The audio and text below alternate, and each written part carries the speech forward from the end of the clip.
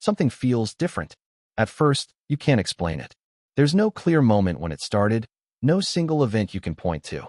It's more like a subtle shift beneath the surface of your life, almost imperceptible, yet impossible to ignore. The things you used to care about don't matter in the same way anymore. Goals that once felt urgent now seem strangely hollow. Conversations that used to excite you leave you feeling drained, as if the energy has been sucked out of the room. Even victories, the kind that used to bring pride, land with a quiet thud inside you. You begin to notice something unsettling. The drama, the endless striving, the need to be understood, they no longer hold you captive. At first, this scares you. Is something wrong with me? Am I shutting down? Am I losing myself? The world would have you believe this is depression, apathy, or burnout. But deep down, a quieter voice whispers that it's not any of those things. This is not the end.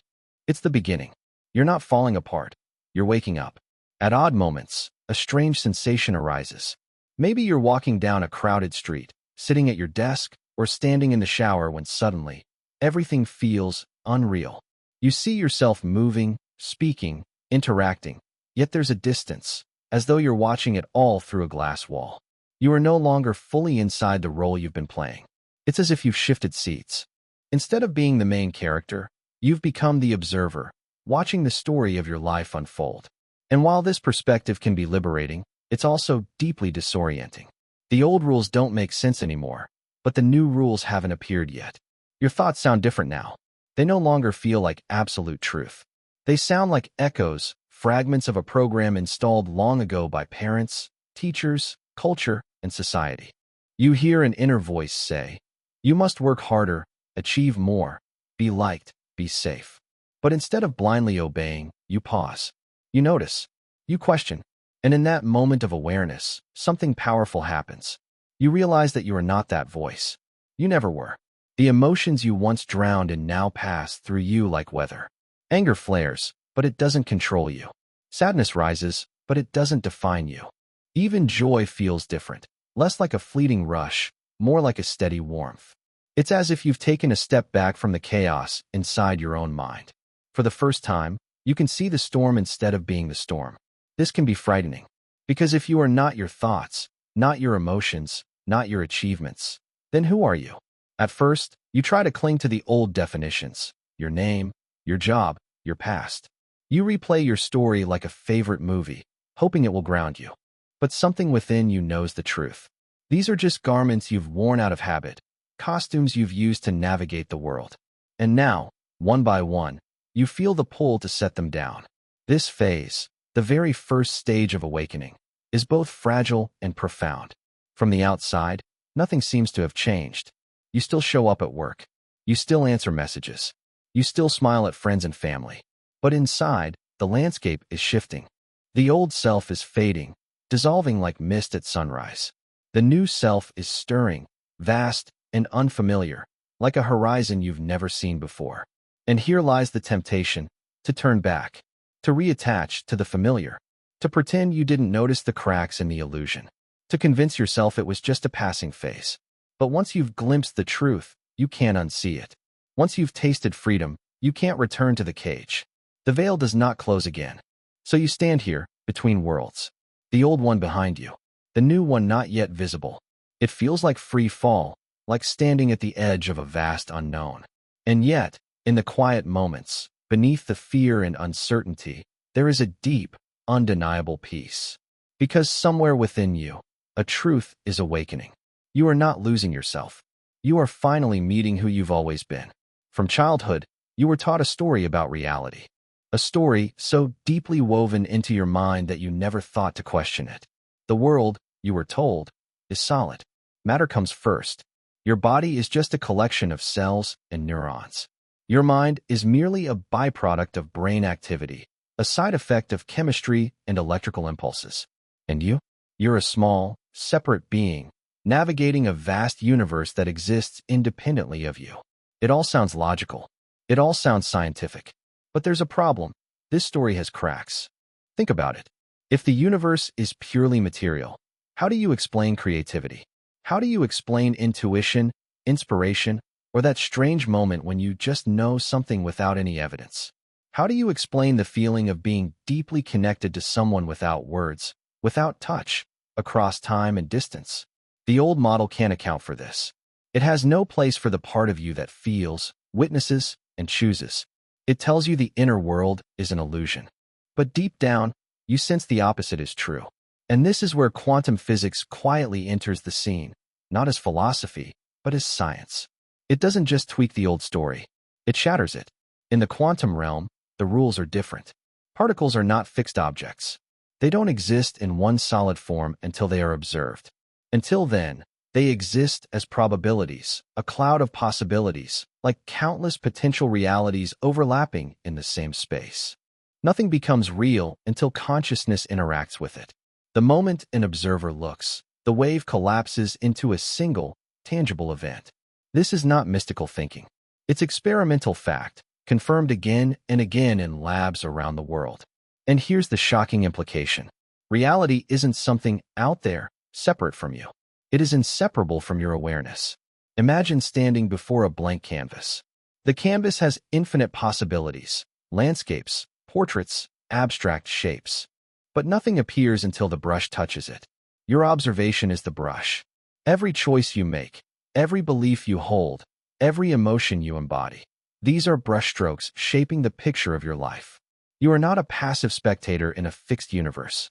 You are a co-creator, participating in the very fabric of existence. The great thinker Amit Goswami goes even further.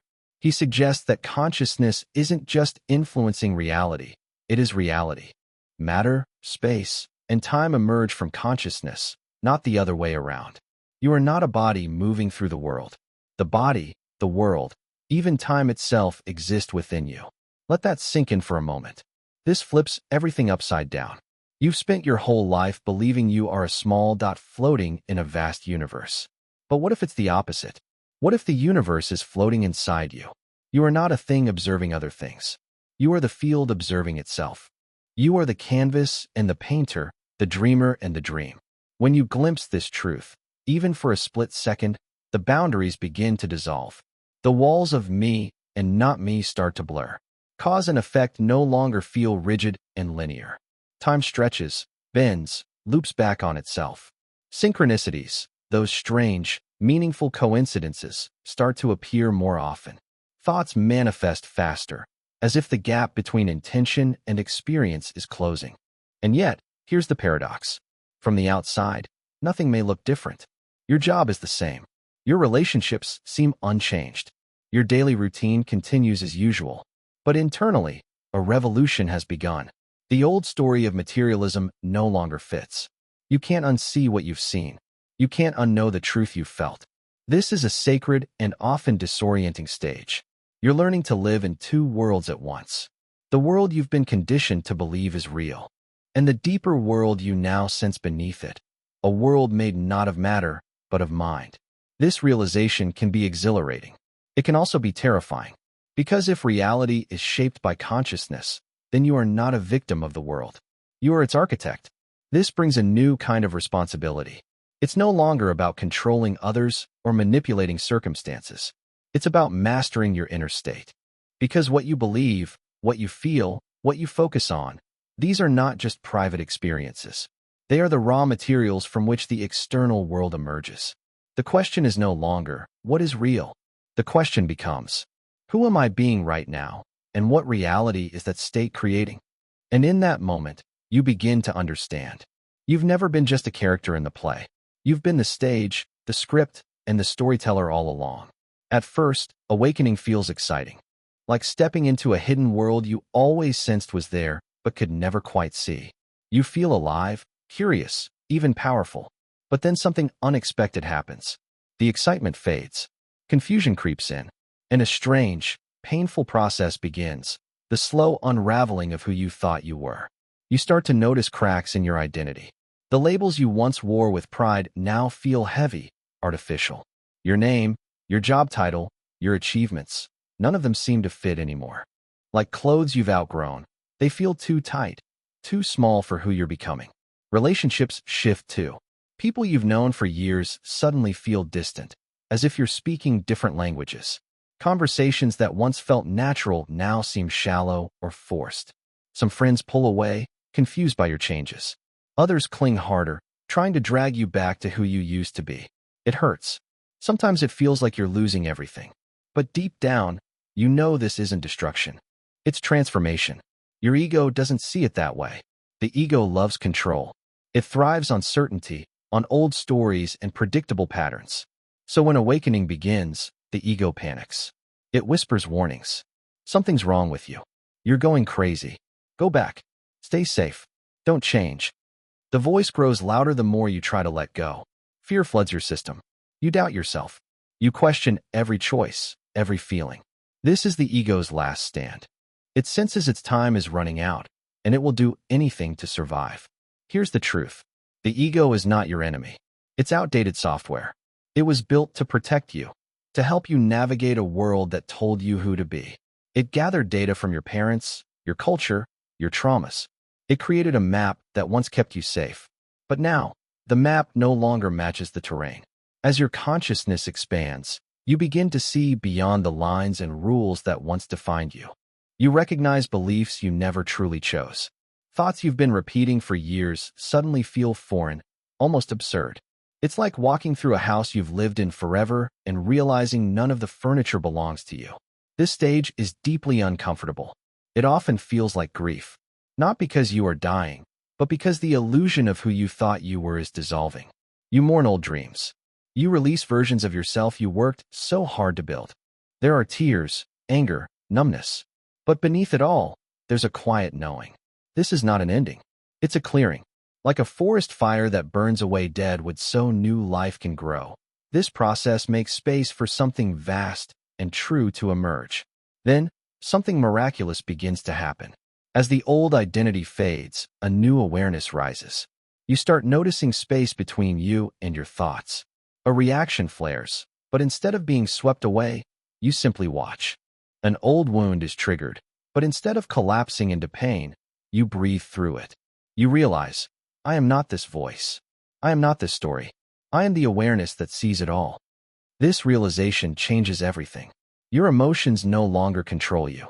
Your thoughts lose their grip. Even challenges feel different, not like punishments, but like messages. And here's the most beautiful part. You stop needing to fight the ego. You don't have to destroy it or silence it. You simply stop believing it. Without your belief, its power fades. The old patterns dissolve on their own, like mist under the morning sun. What remains is clarity, stillness, freedom. From the outside, people may not notice the shift. You still go to work. You still speak, laugh, move through the world. But inside, you are no longer the same. You've stepped out of the role you were cast in. You've left the stage entirely and taken the seat of the observer. And from that seat, you see the truth. The self you've been protecting all these years was never truly you. It was a mask, a character in a dream. This stage marks a turning point. The old self collapses, and in the silence that follows, something deeper begins to emerge. Something timeless, something infinite. And for the first time, you sense the vastness of who you really are. You are not the storm. You are the sky that holds it. As the old self dissolves, a profound truth begins to dawn on you. It arrives slowly, like the first light of dawn creeping over a dark horizon. At first, it feels like a whisper. But once you truly hear it, you can never unhear it. You are not just an observer of reality. You are its architect. For most of your life, you've been taught the opposite. You were told that the world happens to you, that you must react to circumstances, adapt to conditions, survive challenges. You were conditioned to believe you are powerless, a tiny piece of matter floating in a vast, indifferent universe. But now, as your awareness expands, you see the cracks in that story. And through those cracks, light shines in. The so-called external world isn't separate from you. It's a reflection of your inner state, a mirror of your frequency. Your beliefs, emotions, and intentions don't just live inside your mind. They ripple outward, shaping the field of reality itself. You begin to notice synchronicities. A random conversation gives you the exact answer you've been seeking. A person calls at the very moment you were thinking of them. An opportunity appears seemingly out of nowhere, perfectly aligned with a quiet desire you never spoke aloud. At first, you dismiss these events as coincidences. But as they multiply, a deeper pattern emerges. Life isn't random. It's rhythmic. It responds to the energy you radiate. Here's the key. The field doesn't respond to what you say you want. It responds to who you are. If you declare abundance, but secretly vibrate with fear, the fear shapes reality, not your words. If you speak of love, but carry resentment, the resentment is what echoes through the field. This is why so many attempts at manifestation fail. People focus on outer actions, affirmations, vision boards, while ignoring the frequency behind them. They try to manipulate the mirror instead of changing the reflection source. Think of it like tuning a musical instrument. When you strike a chord on a guitar, the sound depends on how well the strings are tuned. If the strings are out of alignment, no matter how skillfully you play, the music will sound off. Your life works the same way. Your thoughts, emotions, and beliefs are the strings. When they're misaligned, chaos and resistance show up everywhere. When they're tuned, reality begins to flow in harmony. This realization is both liberating and humbling. On one hand, it gives you incredible power. You are no longer at the mercy of circumstances. You can generate new timelines, new opportunities, new experiences, not by force, but by coherence. On the other hand, it demands radical responsibility. You can no longer blame others for what appears in your life. Every situation becomes feedback, a reflection of the signal you're sending. This doesn't mean every challenge is your fault. It means every challenge is an invitation to recalibrate. As you live from this awareness, even time begins to feel different. Moments stretch or collapse in strange ways. You make a decision and the path seems to rearrange itself instantly. The gap between intention and manifestation grows smaller. Instead of struggling to control outcomes, you start to listen to resonance. You make choices not from fear or logic alone, but from alignment. You feel into the timeline that already exists and simply step into it. There is a profound peace in this way of living. You stop pushing against life. You stop trying to bend reality to your will. Instead, you become available to a deeper intelligence, a flow that knows exactly where you need to be. From the outside, it may seem like you're doing the same things. Going to work, having conversations, taking actions. But internally, everything has shifted. You're no longer acting out of survival. You're creating from presence.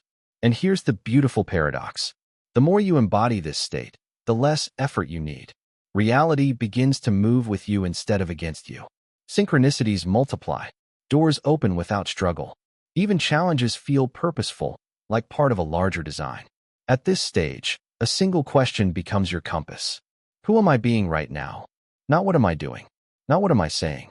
But at the deepest level, what frequency am I embodying? Because this is the truth of the quantum field. You don't attract what you want. You attract what you are. When you fully grasp this, everything changes. Life stops being a series of problems to fix. It becomes a canvas you paint with your presence, moment by moment. You realize you are not a powerless character reacting to a script. You are the writer, the director, the stage itself. And from this place of knowing, a new kind of reality begins to emerge, one that reflects the limitless creator you've always been. Awakening is not a one-time event.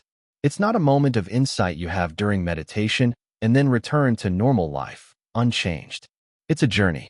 And perhaps the most challenging part of that journey isn't the awakening itself. It's what comes after. When you first glimpse the truth, it feels electric. Your world flips upside down. You feel free, expansive, limitless. But then, slowly, you return to the same job, the same relationships, the same environment. The old patterns, though weakened, are still there, waiting for you. And if you're not careful, they will quietly pull you back into the old frequency. This is why integration is everything. It's not enough to awaken for a moment. You must stabilize that state until it becomes your new normal. Think of it like planting a seed. A sprout is fragile in its early stages. It needs care, nourishment, and protection until its roots grow deep enough to withstand storms.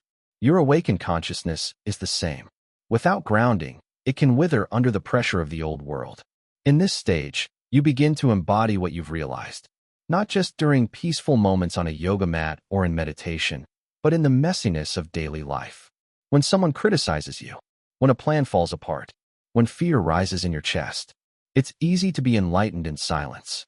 The true test is whether you can stay awake in chaos. Here's what embodiment looks like. A driver cuts you off in traffic, and instead of exploding in anger, you breathe. An old wound gets triggered, but instead of collapsing into the story, you observe the pain like a passing storm. You no longer suppress emotions, nor do you drown in them. You allow them to rise, move through you, and dissolve. You start to notice your reactions slowing down. Not because you're forcing yourself to be calm, but because the triggers simply don't stick anymore. The old hooks lose their power. And in that space, something extraordinary happens. Choice. For the first time, you choose your response instead of running on autopilot. Your relationships begin to shift. Conversations deepen because you no longer speak to defend or impress.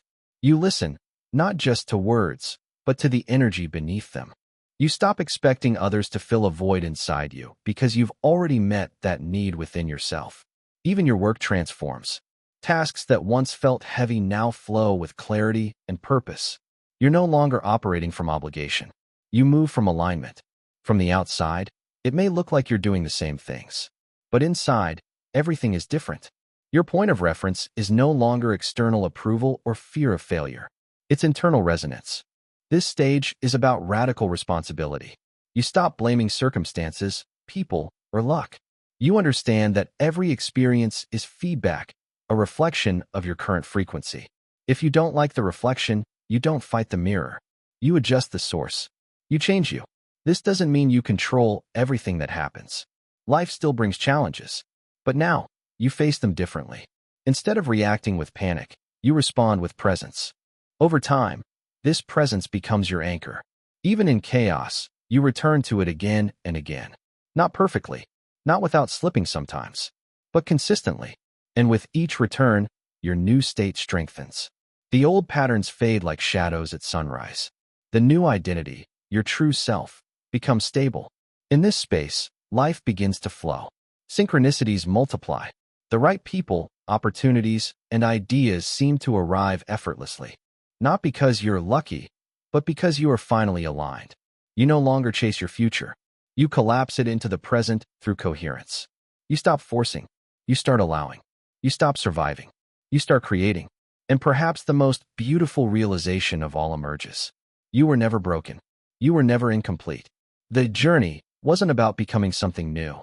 It was about remembering what was always there. Awakening isn't about escaping life. It's about living fully, meeting every moment with presence, depth, and choice. Even the painful ones. Especially the painful ones. Because when you live from this state, nothing is random. Everything is part of the field. And you, finally, are not just a piece of the puzzle. You are the puzzle itself, arranging and rearranging through the frequency you hold. This is the culmination of the journey. To stop chasing enlightenment and simply embody it. To live as the conscious creator you've always been. Not someday, not when everything is perfect, but right here, right now. Because this very moment, is the field responding to you.